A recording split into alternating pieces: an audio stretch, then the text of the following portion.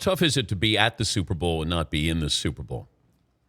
It's not that tough, honestly. It just comes to territory. You don't win them all. But if you were telling either one of these guys, somebody who hadn't played in the Super Bowl, let's say Josh Norman said, wait, what do I need to be concerned about when the game starts? Is there something different than a regular season, even, a postseason game? Well, I can't speak for everybody, but for myself, it's not much different. I think some people may hype themselves up too much and get too excited and get overzealous and kind of try too hard at the beginning. But if you treat it like a regular season game and prepare the way you've always prepared and approach it the way you've always approached it, you'll be fine. But most people don't. Most people get overexcited, and by the end of the first quarter, they've used every bit of their energy, everything they had, and are usually more tired than they usually are. What's that like when you're just waiting to go out?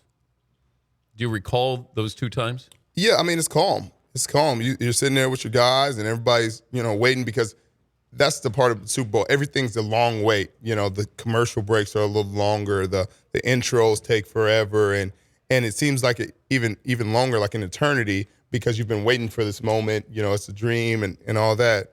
So everything feels like it takes an eternity to happen. And once it does happen, you have to realize you're still in a game. You're still in a football game. It's so much pageantry and so many camera flashes and everything. Sometimes people lose track of it's still ball game. The different ends of the spectrum of winning and losing and how you won and how you lost. Describe that if you can. Let the fan know what that high and that lowest of lows feels like. Well, it's hard to describe to a casual fan because they don't understand. It's hard to describe the passion and what you put into the game. It's hard to describe the work and the dedication and the sacrifice that it takes to get there. You lose a lot of family time, a lot of friend time, a lot of going out and having a good time. You lose all that, trying to sacrifice to make it to this game. And so all that goes into winning, all that goes into losing. And for me to describe that would take a long time. You take a documentary for me to describe how much work, how much dedication, how much drive, passion, energy goes into making it to a Super Bowl. And whether you win or whether you lose, it takes the same amount of work. It takes the same amount of energy, and it drains you. There's the moment where Brady's down on his knees after they've won, and you got your hand ready to shake his hand there. And it was it stayed with me because I'm handing out the trophy. And so I'm watching that happen. There's chaos around, and I had a different sense of, I don't even know what it was with you, respect, but you said, look, you're saying, look, I lost. I got my hand, and I'm going to let you celebrate. I'll wait for you here. I don't know. It's weird. There was no sound. I just watched you two right there in the moment. I went, that was heavy for me. And because of the magnitude of how that Super Bowl ended. It's still respect. It's still a game. We take it serious. You battle. You do everything else. But it's still a game. And there's a respect. They won. We lost, and that's what that was. He played a great game. He battled, and we respected his perseverance and his fight throughout the game, and to get there. So there was respect there, and that's what that was. Did Cam Newton change this year? Was there something different on the field? No. There was growth. There was growth as a player, but to say he changed, to say he did something incredibly different than he had done before, he had not. He did not. He let the game come to him a little more. He grew this year as players do. He progressed as players do, and things came together for him.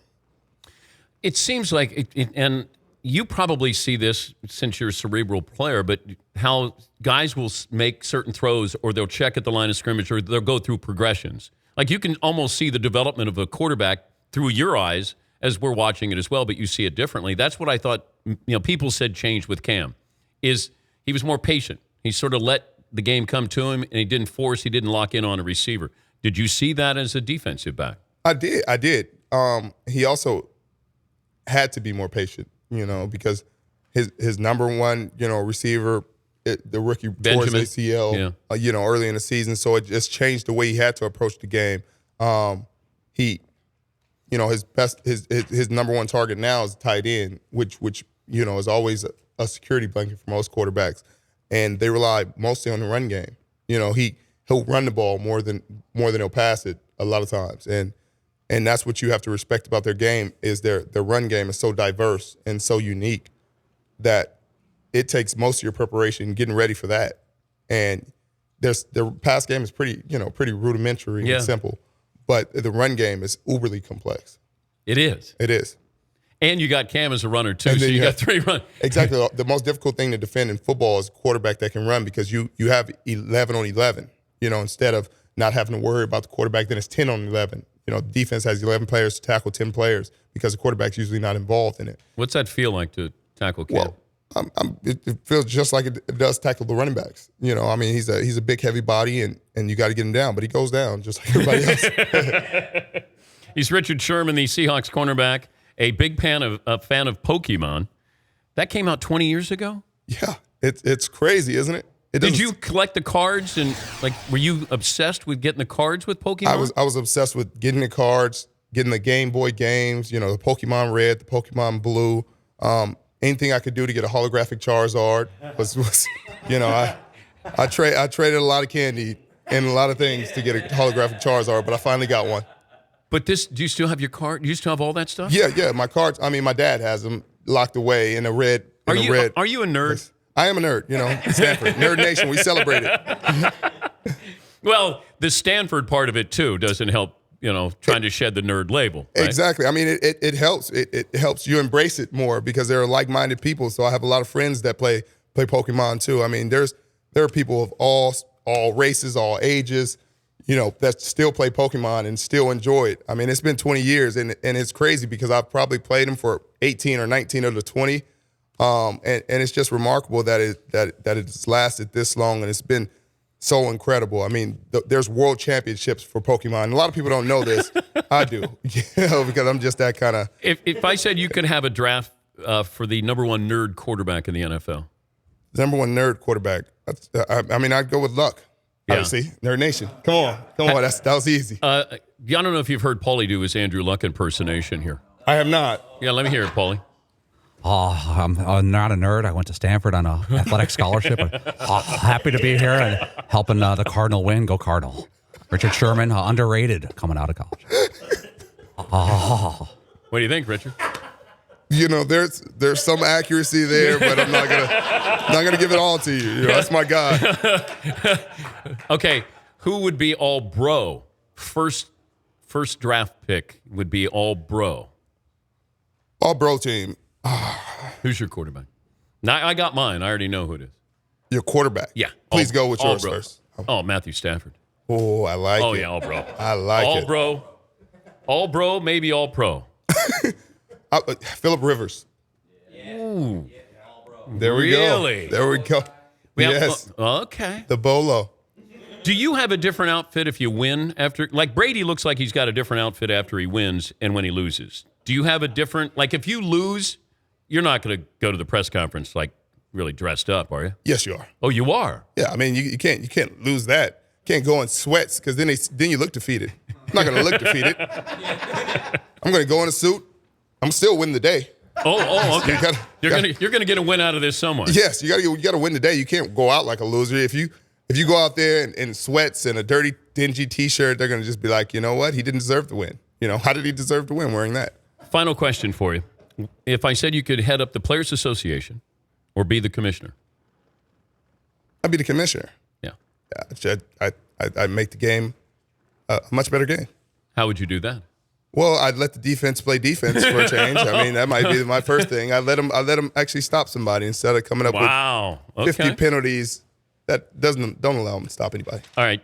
Before you leave, you have to do your draft profile. Things said about you going into the draft, and we took out all the positives. Yeah. So you just gave me my draft profile. Yes. All right. Go ahead. Can be baited out of position when in zone and a tick late to diagnose underneath routes.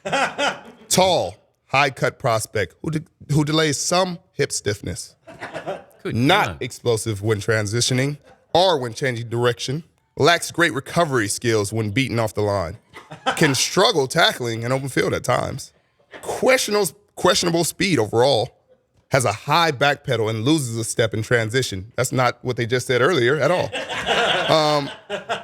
allowing receivers to separate. When he misjudges their route, he looks beaten. Wow.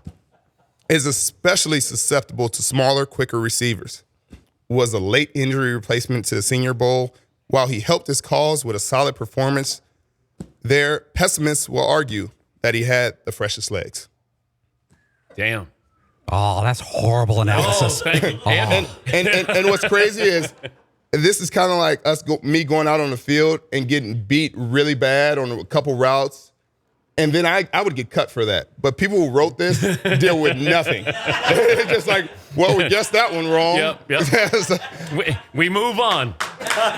Pokemon will debut its first ever Super Bowl commercial, which garnered 7 million views on YouTube in 4 days, represents the important inspirational message to everyone to train on.